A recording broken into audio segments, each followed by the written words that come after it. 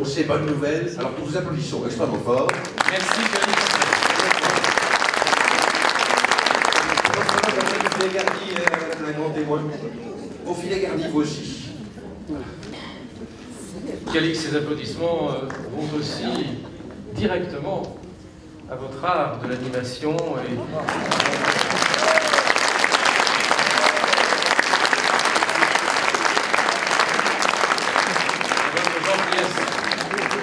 vous êtes maintenant depuis quelques années citoyen d'honneur de notre société.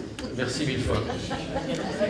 Je veux dire tout d'abord, avant de donner le sujet et l'invité d'honneur de la prochaine édition du FIG, la 24e l'année prochaine, combien, comme vous, certainement, j'ai été frappé par un fait il y a quelques minutes, qui est de voir ces jeunes recevoir des prix de la qualité de leurs travaux, de leur acharnement à être les meilleurs, qui honorent, sous la direction du professeur Dubresson, que je vois là, qui honore l'université française et qui donne, en ce temps dur, de crise, de doute aussi, de difficultés pour beaucoup de gens, beaucoup trop, le sentiment quand même que d'être français, c'est merveilleux. Et voir des jeunes qui passent des années à travailler un sujet difficile,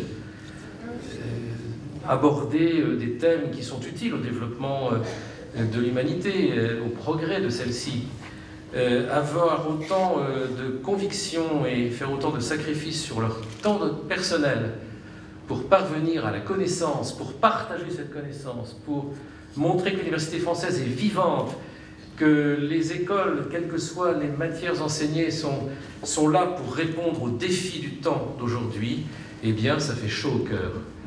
Et je voudrais qu'à travers ces festivals successifs, nous soyons attentifs au fait que la France sait délivrer un message d'espoir, que sa jeunesse est là, qu'elle est présente, qu'elle se bat, et qu'elle montre à nous qui sommes un peu plus vieux combien nous devons avoir toujours foi en notre propre pays. Et vos applaudissements de tout à l'heure allaient directement à cette jeunesse, à ces enseignants, à cette université, à cette conception commune, à cette idée, comme disait Renan, commune de vivre ensemble, à cette volonté de vivre ensemble, qui est la nôtre, et qui nous permet, c'est un peu aussi son but, de partager beaucoup avec nos voisins. Et nous avons été particulièrement frappés par la présence de nos amis turcs, par un ambassadeur de Turquie auprès du Conseil de l'Europe, particulièrement brillant, spécialiste d'une littérature que nous-mêmes nous trouvons parfois si difficile, spécialiste de grands auteurs français, amoureux de la France, et disant que pour l'Union européenne, il s'agissait, et donc pour notre pays, qui en est un des fondateurs et un des axes essentiels, il s'agissait de montrer ce que nous avons toujours été, des ferments actifs d'humanité dans le monde, par notre littérature, par notre présence économique, par la qualité de notre offensive dans cette globalisation qui parfois nous étreint et qui nous offre surtout en perspective des moyens de développement, de croissance, de progrès. Nous étions, nous, Français, toujours très présents. Et nous avions besoin qu'on nous le dise de temps en temps et que nous reprenions en nous-mêmes cette force qui est indispensable. Merci au professeur Dubresson et à son équipe. Merci à toi, Jean-Robert, qui anime tout au long de l'année l'ASFIG. Merci d'être toujours aussi convaincu de cette nécessité de la géographie. Vous trouverez dans le journal d'aujourd'hui du FIC, qui est distribué gratuitement à la porte de cet équipement, comme dans les différents endroits du festival, une adresse que j'ai envoyée hier au président de la République et au ministre de l'Éducation nationale, en notre nom à tous. Ce n'est pas moi qui ai parlé, mais en leur disant il faut enseigner toujours plus, bien sûr, l'histoire, mais ici, aujourd'hui, et peut-être surtout la géographie, pour apprendre à mieux connaître le monde, afin de mieux l'aimer et de porter ce message de paix, d'universalité. L'ambassadeur de Turquie disait « cette étincelle d'universalité que nous avons en commun, nous, les Turcs, vous, les Français ». Ils ont exprimé cette étincelle d'universalité pendant des siècles sur le bassin méditerranéen, de manière diverse. Les temps changent, les temps évoluent, la politique change, les forces militaires basculent, mais l'essentiel de l'humain demeure. Le message universel de la France, c'est aussi celui-là. Nous le maintenons, nous essayons de le promouvoir, nous essayons d'aller plus loin avec lui. Et l'association que préside Jean-Robert Pitt, le travail que réalisent nos deux directeurs scientifiques, Louis Marou, Bertrand Lemartinel, demain Philippe Pelletier, sont là pour le marquer. Pour marquer aussi les remerciements que les géographes, ils l'ont dit tout à l'heure, merci Jean-Robert, adressent à la ville de Saint-Dié tout entière, à tous ses habitants. Car après tout, si on nous parle ici beaucoup, merci Régine de l'avoir souligné, avec la chaleur de votre cœur, avec l'humanité profonde qui se dégage de votre propos, d'avoir souligné que si cet accueil est tant de qualité, c'est parce qu'il est universel dans le périmètre de cette petite ville. Et que ce sont les déodatiens qui accueillent. Ce ne sont pas simplement les équipes déjà formidables, du personnel municipal, des bénévoles, des associations qui sont présentes et engagées. Ce ne sont pas simplement les mécènes, dont il faut une fois de plus rappeler qu'ils sont majoritairement privés, parce que ce ne sont pas les contribuables déodatiens qui financent l'essentiel de ce festival. 55% de mécènes privés, 45% de subventions publiques, mais il y a un engagement personnel, volontaire, physique, au-delà même de la fatigue, nuit et jour, de ces hommes et de ces femmes qui composent les équipes municipales, le secteur associatif et l'ensemble d'une population qui accueille 27 points d'accueil dans notre ville, dispersés à travers toute la ville, car le principe du festival, qui n'a jamais d'ailleurs été vraiment égalé dans d'autres manifestations du même genre, le principe du festival, c'est que c'est la population qui accueille, c'est elle qui se montre à l'extérieur, c'est elle qui appelle les étrangers à mieux nous connaître, c'est elle qui appelle les festivaliers de toute la France, de toute l'Europe, à venir ici partager un coin de connaissance, pourrait-on dire, puisque nous parlons en termes spatiaux ici, un coin de connaissance si précieux à la construction de la paix. Car en effet, nous savons aujourd'hui, et nous nous remercions d'avoir été présentes malgré cela, que la Turquie est confrontée aujourd'hui à une grave difficulté territoriale avec le conflit qui naît, et hélas qui croît avec son voisin du sud-est, la Syrie. Et nous savons aussi que la Turquie a traversé de nombreuses épreuves et que ses voisins n'ont pas été exempts eux-mêmes d'épreuves. Nous savons que l'histoire est souvent très cruelle. Nous savons qu'il convient, au-delà de cette cruauté, de la dépasser pour construire. Qu'avons-nous fait nous-mêmes avec les Allemands? Nous avons dépassé, sans jamais oublier, mais nous avons dépassé les heurts, les chocs, les guerres. Parfois même, cette ville en est le témoin, puisqu'elle emporte les stigmates, la barbarie. Et donc, c'est toute une ville, c'est toute une équipe, ce sont toutes des équipes qui ont accueilli et qui ont été heureux de vous accueillir, chère Régine. Vous, notre présidente, vous, Régine, et la présidente Mireille Delmas-Marty, qui toutes les deux aussi exceptionnelles et incarnaient autant le savoir, la littérature, l'expression, en un mot quand même, la vraie fierté d'être français. On exprime parfois d'autres types de fierté. Nous exprimons pour notre part dans ce festival celle-ci. Et elle est belle. Elle est belle parce qu'elle résulte de la connaissance et du sentiment que nous partageons qu'il y a un progrès. Car nous ne serions pas là si on pensait qu'il n'y a pas de progrès possible. Si tout était fichu dans la crise, s'il n'y avait pas de débouchés, s'il n'y avait pas de perspective, si on se disait que cette globalisation qui nous menace, vous verrez pourquoi je parle de cela à cet instant, avant de vous dévoiler le thème et le pays invité d'honneur, cette globalisation qui nous menace est en fait une fatalité. et que nous n'avons rien à faire. Nous, petite France, dans un coin de l'Europe, nous représentions il y a quelques années 6% du commerce mondial, qui ne sommes plus que 4%, qui représentions une part importante de l'humanité qui avait le droit de s'exprimer, puisque nous étions une part importante à l'avant-garde de l'Europe, et qui aujourd'hui, avec toute l'Europe d'ailleurs, reprend sa place dans l'échelle des pays, de l'importance, de la puissance économique, de la puissance historique, voire même, malgré notre force de dissuasion, de la capacité d'imposer sa voix dans le concert, si besoin en était, guerrier des nations. Eh bien, en effet, nous sommes fiers de tout cela, et c'est parce que nous relevons le défi que nous avons ensemble, en équipe, choisi et un thème et un pays invité d'honneur qui témoignera de notre espoir et de notre refus de la résignation, refus du déclin. J'ai eu l'occasion de l'écrire dans un livre qui le rappelait gentiment avant-hier, Jean Robert. Le refus du déclin, c'est en effet ce que nous allons opposer au nom de l'Europe que nous aimons, de l'Union européenne, qui dialogue avec la Turquie, dans un dialogue qui, j'espère, sera un jour fructueux. Nous avons choisi cette année, c'était la surprise que j'ai annoncée à certains d'entre vous, comme une surprise, de fusionner le pays invité d'honneur et le thème, pour montrer quelle était la richesse d'une investigation qui doit porter plus loin l'espérance européenne d'abord et française ensuite. L'année prochaine, c'est le thème et le pays d'honneur qui fusionneront. La Chine, une puissance mondiale, sera notre thème. Il y a de quoi, car la dernière image peut-être que nous avons de la Chine, c'est une usine Peugeot dans une ville moyenne, chinoise, 10 millions d'habitants. Nous sommes une ville moyenne, française, 23 000.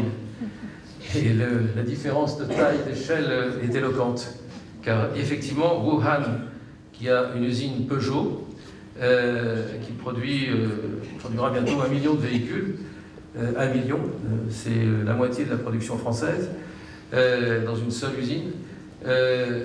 C'est comme une sorte de signal et d'appel à regrouper nos énergies et à nous projeter vraiment dans cette bataille mondiale. Nous voulons être vainqueurs, pacifiques. Nous voulons être vainqueurs, porteurs de valeurs. Nous voulons être vainqueurs, tendant la main à l'autre, à la différence, à une civilisation, je vais en dire dans un instant, qui n'est pas si différente de la nôtre au fond. Si la couleur de peau est différente, nous répondrons ainsi à cette demande qu'ont adressée les membres de la communauté géographique. Je parle sous son contrôle, Jean Robert, et vous, les directeurs scientifiques, Louis et Bertrand, de nous rapprocher de ce qui est le programme, puisque vous savez que tous les vendredis, il y a ici dans cette salle une formation qui compte comme formation permanente pour les enseignants d'histoire-géographie.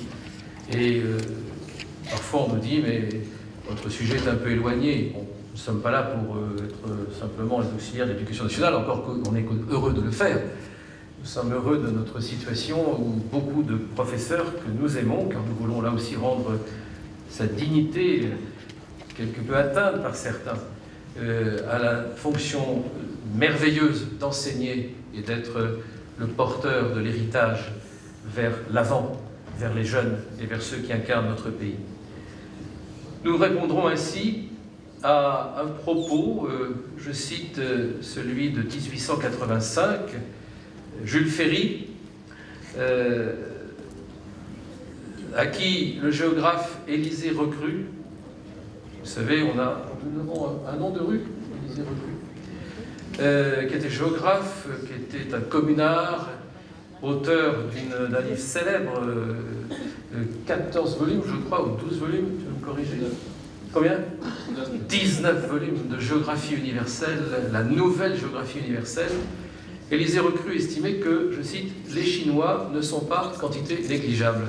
C'est amusant d'entendre ça aujourd'hui, parce que les Chinois ne sont pas quantité négligeable, c'est peut-être le sous-titre de notre festival. Plus d'un siècle après, c'est toujours d'actualité. Non seulement parce que les Chinois sont les plus nombreux habitants du monde, avec 1,4 milliard d'habitants. Nous avons dépassé les 60 millions. Nous sommes un des rares pays, il y en a deux européens de l'Europe des 27 qui progressent encore en population. Notre puissant voisin et ami l'Allemagne régresse en population et va perdre beaucoup de population dans les 20 ans qui viennent. Nous continuons à progresser, mais 60 millions contre 1,4 milliard. J'ajouterai d'ailleurs une notation qui me vient à l'esprit en vous parlant. Chaque année arrive en nouvelle population active, comme on dit, c'est-à-dire prête à être sur le marché du travail, 24 millions de personnes en Chine. 24 millions, c'est-à-dire à peu près, un petit peu moins, mais à peu près la population active française.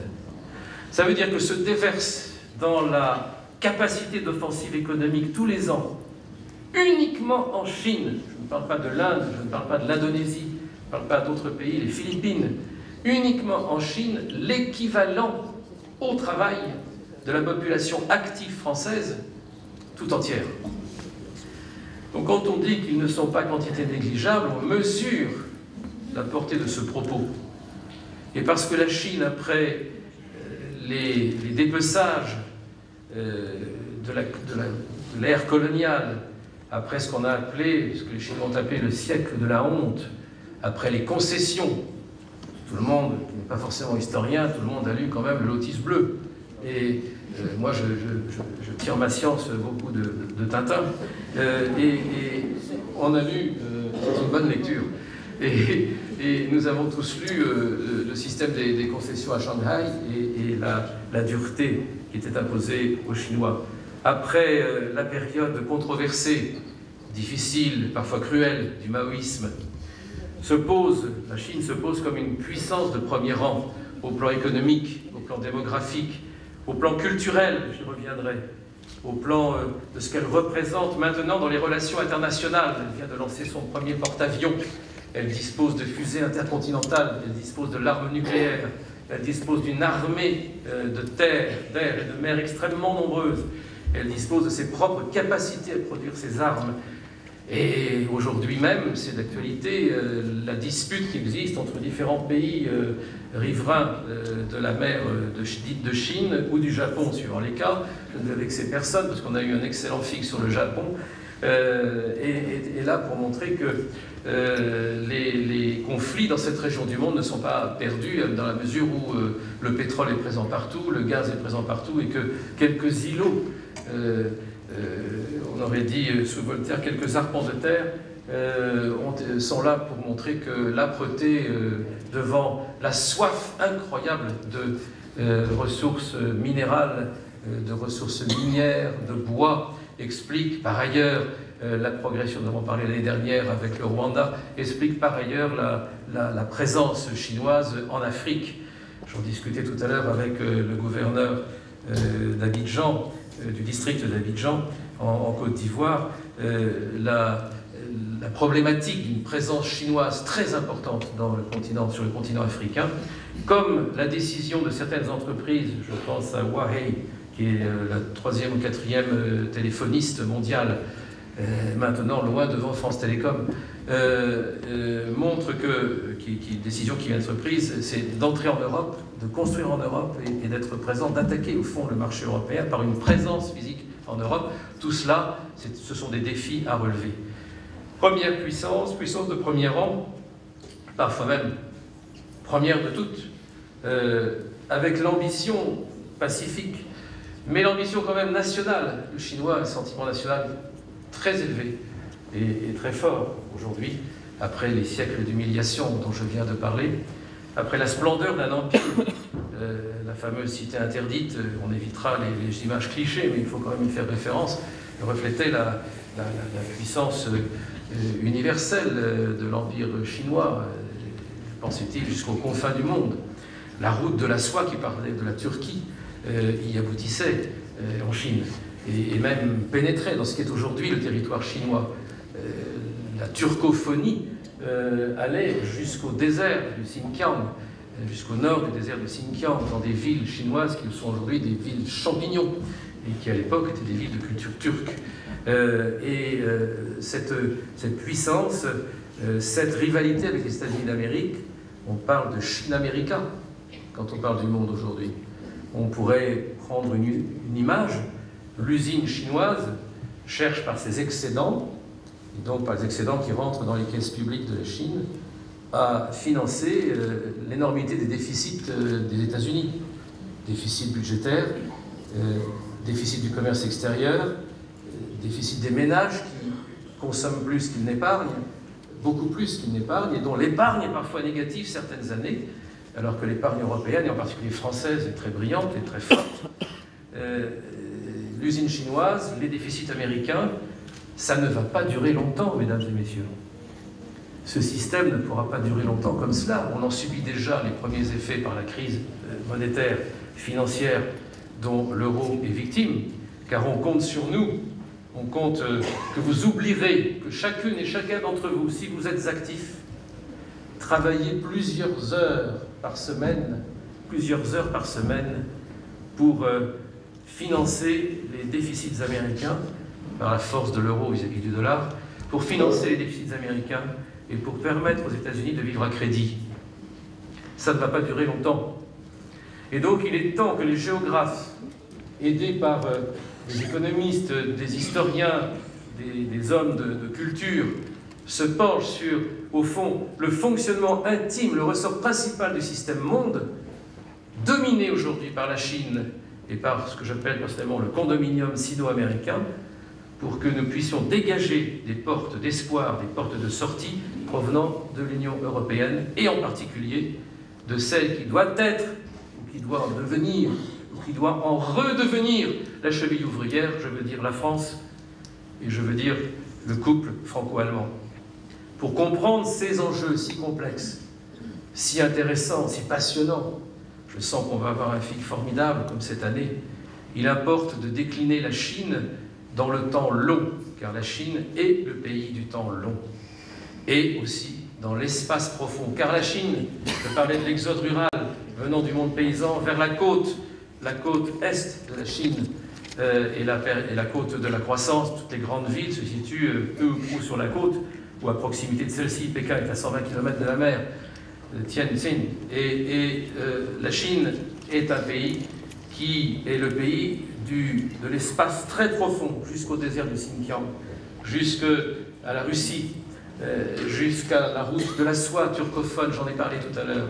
Et la Chine, c'est celle des mouvements très lents, très sûrs, très puissants. Malgré la faiblesse apparente de l'ancien empire chinois, il y avait une force extraordinaire qui résultait de sa culture. L'espace profond n'est pas seulement celui du littoral très développé, avec des villes de plusieurs dizaines de millions d'habitants, des ports très industrialisés, mais aussi celui de provinces plus ou moins reculées, dans les zones rurales, émaillées, j'en ai parlé, de la ville moyenne à la chinoise, avec des millions d'habitants, jusqu'aux régions limitrophes. Actuellement, il y a des problèmes, par exemple, dans le nord-ouest de la Chine, dans des villes très développées qui connaissent une croissance de 20 ou 25% par an et qui, évidemment, sont celles de la crise du logement, de la crise de la pauvreté et des tensions sociales. La Chine est un pays où les tensions sociales sont très importantes, où elles sont jusqu'à présent non pas toujours étouffées, où elles s'expriment par des voies canalisées. Je commence à faire de la diplomatie.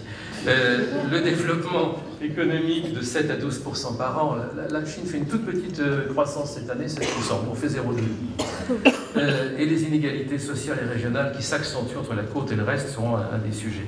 La question environnementale, vous avez tous présente à l'esprit l'image, nous aurions dû la mettre si on n'avait pas voulu garder le secret jusqu'au bout, l'image de Harbin, qui est la capitale de la Mandchourie, dont l'air est extrêmement pollué et sur lequel le soleil n'arrive jamais totalement, été comme hiver, à percer, surtout en hiver, quand il y a des anticyclones qui font stabiliser la masse froide sur ce pays très froid qu'est la Mandchourie.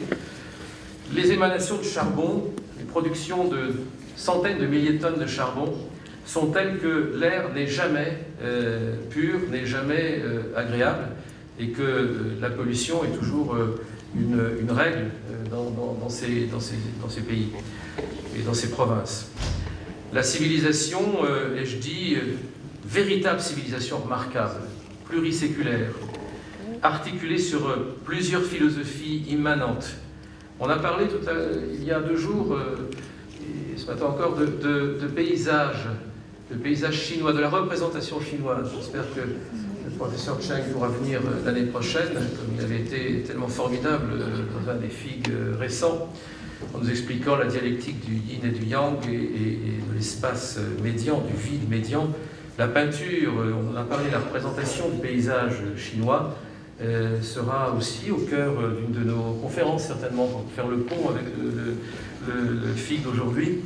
Et avec cette obligation de la peinture chinoise dans la représentation du paysage, très différente de celle du monde occidental, de laisser du blanc, du vide, qui est très difficile pour l'aquarelliste de laisser. On a toujours tendance à combler tout. Or, il faut laisser de l'espace pour apprécier les distances, les volumes, les couleurs. Et il faut se contraindre à l'espace, se contraindre au vide dans la peinture. C'est difficile. Ce n'est pas notre mode d'approche de la représentation d'un paysage, c'est le leur. Et il nous apprend beaucoup. Une Chine différente par ses langues, si difficile. Il paraît qu'il faut 8 ans pour apprendre le chinois. Je ne sais pas si c'est vrai, mais pour maîtriser un nombre d'idéogrammes suffisant pour que chacun d'entre eux a 4 intonations différentes.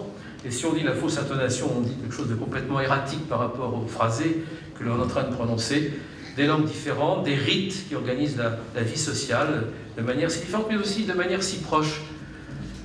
Je suis allé plusieurs fois longuement en Chine et j'ai constaté 2 choses super formidables qui n'est pas l'habitude de constater quand on parle de la Chine. 1, ils aiment terriblement, comme les Français, les enfants. L'enfant chinois est roi. Et 2, ils adorent la cuisine. Alors Jean-Robert va nous faire un livre sur la cuisine chinoise, certainement. Et ils adorent aussi le thé. Et ça va être formidable d'avoir un FIG dans lequel le thé sera la boisson nationale, si varié, si merveilleux et si bon à la santé. L'enfant et la cuisine. C'est donc un pays finalement qui est assez proche par certains côtés de la France. On rapproche souvent de manière très sommaire, comme je viens de le faire pour la Chine, le Japon de l'Allemagne. Et on oublie de rapprocher la Chine de la France. Et peut-être y verrons-nous, je ne sais pas ce que diront les scientifiques, peut-être y verrons-nous beaucoup de points communs. En tout cas, c'est ce que j'espère. Une vie sociale intense, vive, intéressante. Et cette civilisation s'est étendue aux pays et aux régions alentours, de façon pacifique, le plus souvent, parfois guerrière, mais nous aussi. Nous avons donné à ce péché-là preuve de l'intelligence acérée de ce peuple, de la soif d'apprendre, 2 millions de diplômés au niveau ingénieur chaque année en plus. Ça fait réfléchir. C'est la population totale de notre université. C'est bien ça. Donc 2 millions de diplômés à Bac plus 5 en plus tous les ans. Il va falloir qu'on réfléchisse à comment on répond à ça. On ne pourra pas y réfléchir tout seul, bien sûr. Il faudra le faire au niveau de l'Union européenne. Et peut-être que pour le XXIe siècle débutant, la Chine sera un facteur de mondialité, pardon pour le néologisme, de cosmopolitisme, qui pourrait transcender, si la France est présente, un Occident jusque-là dominateur et différents nationalismes qui sont, pour leur part, qui éclosent ici ou là, sur tous les continents et qui sont très souvent étriqués.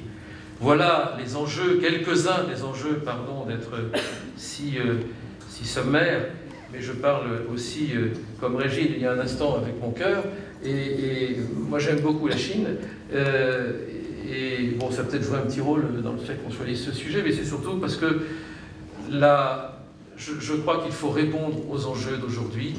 On parle de désindustrialisation chez nous, on parle de délocalisation. Ça ne se délocalise pas jusqu'en Chine pour l'instant, mais en tout cas, la compétition.